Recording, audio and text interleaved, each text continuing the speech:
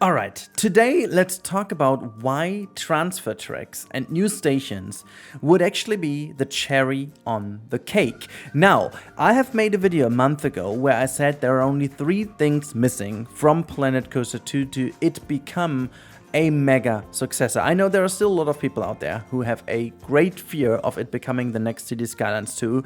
I do think that there is absolutely no danger at all, there is no threat or whatever that this could happen. More about that at the end of today's video. But I want to specifically talk about why I think transfer tracks would be that one thing. So just for context, the video I made a month ago about the 3 things, those 3 things included transfer tracks, but they also included the pitch black interiors, which we all know are happening right now. And even more than that, it is actually fully ray traced, which is kind of impressive and surprising. However, there was a third thing which I called the extra mile, the extra bit, whatever you want to call that one secret ingredient, you know. We still haven't seen that, but let me just talk about that more at the end of the video. I just want to put that into context. Now let's talk about the one thing that I already had in my last video, but I did not really talk too much about this why. So, the transfer track is a piece that, granted, is a kind of an enthusiast thing, a nerd thing, you know, we are all nerds though, but it's like the very coaster nerd thing. People would argue, why the heck would I do this? I can easily do this cosmetically. However, the more I thought about that, and specifically when I did my last video about why I think they're hiding something from us, I actually figured that this would be such a vital part of the game for several reasons. And again, people did hint me at a lot of other situations where it is odd that they are still doing weird things with the stations and so on, that in some of the gameplay of our playtests, the stations were also utterly broken. And also that one situation that we do have a new staff member who is the ride operator. And I thought about that for a longer time. And for me personally, this was the one last hint that got me like, it makes sense that this is the one missing element of a good park management. Now they have changed how the time works. Now having a transfer track or any kind of different station management would make an impact on the game. Literally in Planet Coaster 1, it would have been, no matter how good they would have implemented that, a cosmetic feature, because the previous game didn't have a day and night or day and next day cycle, however you want to call that. But if we all saw that correctly, this is not confirmed by the way, it's just an observation, at the end of each day people seem to leave the park. That was happening in most of the playtest videos I have seen. No one really talked about that because I think we all were captivated by other stuff, but also in the stuff Frontier did, it seems like towards the end of the day the amount of people in the park gets lesser and lesser, which doesn't necessarily mean that this is a full feature. But given the fact that the amount of people in the park seems to vary a lot from morning to evening and in between, it makes sense to have more ride operations, given that we have a full staff member who needs to be scheduled and who needs to be put into effect in a certain way to kind of guarantee that everything is in the flow. And it also would make perfect sense why they're hiding this away so much and making this a big bang. So both of it would be for me, and this is why I said earlier, this is, let's talk about this special part more later in the video, because the more I thought about that, they could make me fully happy if they implemented transfer tracks in a correct way. And now hear me out. Why do I think so? Because I really do think this could become the special thing as well. If they would give us transfer tracks, but also a complete overhaul of stations, meaning that we do not only need one ride operator, and I actually had some ride operators in real life, ride operators commenting under the last couple of videos, and they were like, they would insult us if this is legit the only job they have, to stand there and basically exist within the station and press a couple buttons.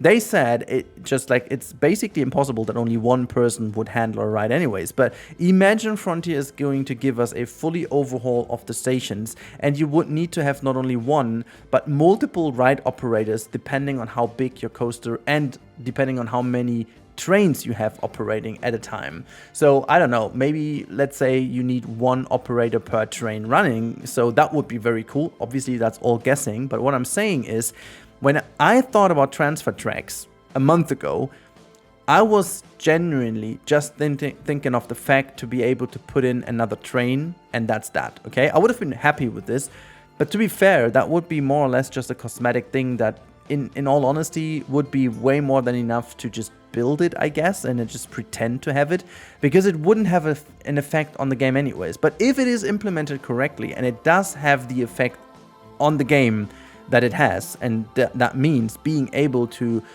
deal with the capacity of a ride, giving you get a node during the daytime, getting towards noon, you get a notification that coaster number 3 is going to be very crowded and the queue is becoming longer and longer, and then you need to send another ride operator there to be able to get the transfer track working. I mean, imagine this would be connected so that the transfer track won't actually work if you don't have a free ride operator doing that specific task. So it wouldn't only become a management aspect, but also a way of making sure your park runs correctly, and effectively also finally get these little things in that we need to ensure money doesn't buy everything. So you know what I mean? It's like, if you need to deal with that during the day, you need to first of all ensure you have the right operator, you have a transfer track, you have managed to have all that stuff in, and your staff member is free and on schedule. So a lot of things that you can't immediately buy with money. I mean, at the end of the day, you can buy all with money, but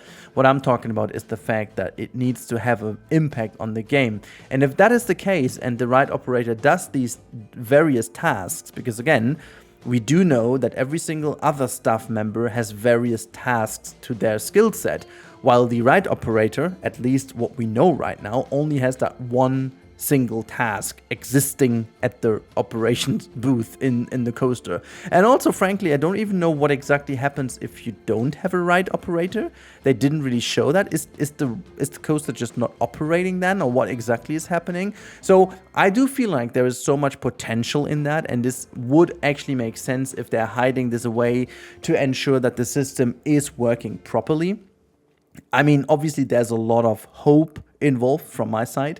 There are signs, but we could totally just overdo them and just totally look into them from a completely different angle. And the sole reason why they are just having these things is because the stations are broken at the moment and they just fix them. So, you know, I'm being realistic here, but I want to just say that if that's going to happen, and if we get transfer tracks with that implementation of whatever kind, I mean, obviously, if I would name a dream, it would be, for me personally, that, you know, you need this operator to be able to use the transfer track, but also you need an operator to check the restraints, for example. And, you know, it could be just one animation, just like they check in 1 or 2 restraints to just have that animation in. That would be fully fine for me. But that would add so much realism, so much atmosphere, so much cool thing to the game that I totally would buy into it. And for me personally, for the base game, for the release, that would be finishing off my list and making this game perfect. Literally, I wanted to make this video also to just state that, okay? You can quote me on that. If I'm gonna complain after having these things, you can hate on me. You can point me at this video. You can use the timestamp, whatever. But I will be 100% fully happy, because everything else I am thinking of right now, what could be cool or would be nice, for me would be an extra. Would be something that you can bring in with a free update / DLC combination. Also, by the way, we need to talk about that really briefly, because people were already starting to get weird about this. Now, I know that a lot of things have changed when it comes to Frontier. And I know that, like, we can't really apply the old rules, because Frontier has really changed everything, from the unlock to the way they announce stuff, to the way when they announce stuff, to the way how they market stuff. Everything is different, so there is no pattern anymore to look into. But if there's one thing that is still very much safe, I would say, is the fact that Frontier basically never releases a DLC with like game-changing stuff. They only use this DLC area for giving people more variations of existing stuff or a new theme, but nothing on the core game. So when I say a DLC free update combination, I say something like the update where we get the petting zoo mechanics. And what Frontier almost always did is they give us the full mechanic of having a petting zoo, and people can go into the habitat and have interaction with the animals. And then they obviously made it intentionally that there is only one game in the base game that makes use of this system, while the DLC brings you a whole variation of animals that make use of this system. And the same way I assume that would be working in the future. So Frontier would never bring in a fully changed operating system for coasters if that wouldn't apply to in-game coasters already. So if there would ever be to bring in new elements to a ride, it would at least be an element of at least one ride existing in the game. That's something Frontier always does to keep it fair and give people the chance to play with the vanilla version of the game the same way everyone else can, and still make the DLC, you know, valuable enough to be purchased if you're interested in that very ride, theme, whatever. And this is why I'm also saying this is perfect. You know, at the moment for a core game, for the vanilla game, I say we, but like I personally think you have to focus on what would never be fixed in a future update. And I think stations, frankly, are something that for me personally would go into that category. So if stations are not being worked on right now and not receiving a huge overhaul, I do assume that they won't be fixed in the future. Maybe they would add on something on top of them, but I really doubt that they would go into a freaking big overhaul. However, if they go into that, and this is the last thing we're going to do, because before I do draw a little conclusion on that, I do hope that if they do this whole overhaul, we also need multiple stations, dual stations. Like, if they go that route, they have to give us all the options, because otherwise that would be stupid. And, you know, it just makes sense to have an unload and offload station.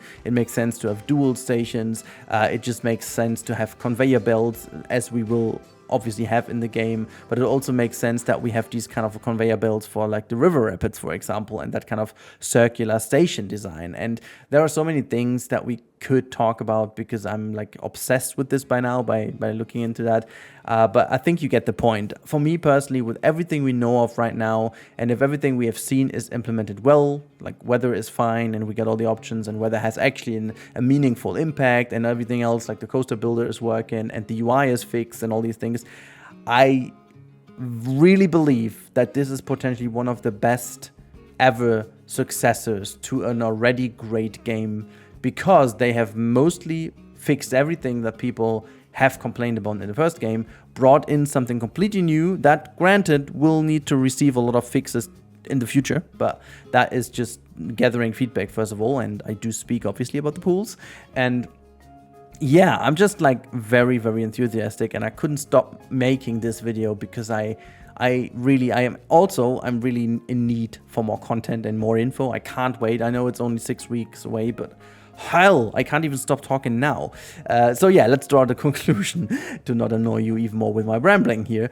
But as I said, for me personally, this would be the one thing that would complete my list. If we get the transfer tracks with the meaningful management implementation for the right operators, and also making sure that we have different types of stations, that would actually check the 2 boxes left for me in the video I made once ago. So that would be the transfer tracks and the special update I have not expected to happen. So that's that. Here you heard it. You can now always quote me if I will complain about the game in the future if they fix those 2 things, or actually bring those 2 things in. Well, you heard it here. I hope you guys are interested. And now, for me personally, the most important thing is, what do you think? Is there anything missing, honestly, that would stop you from buying this game? And I mean, if we consider that everything is fixed, UI is fixed, and everything in the game, the weather is nice, and the motion blur is fixed, and blah, blah, blah, all these little things, you know, that still can easily be fixed. If those things are all fixed, and we get what we talked about in this video, what would be left for you to make it the game to purchase? I'm listening, I'm reading. Let's get into the comments, and also thank you so much for watching as always. And make sure to subscribe to the channel if you haven't already, if you want to have, you know, all the updates and all the stuff and analysis and whatever. Thank you so much as always for your support, and I talk to you in the next one.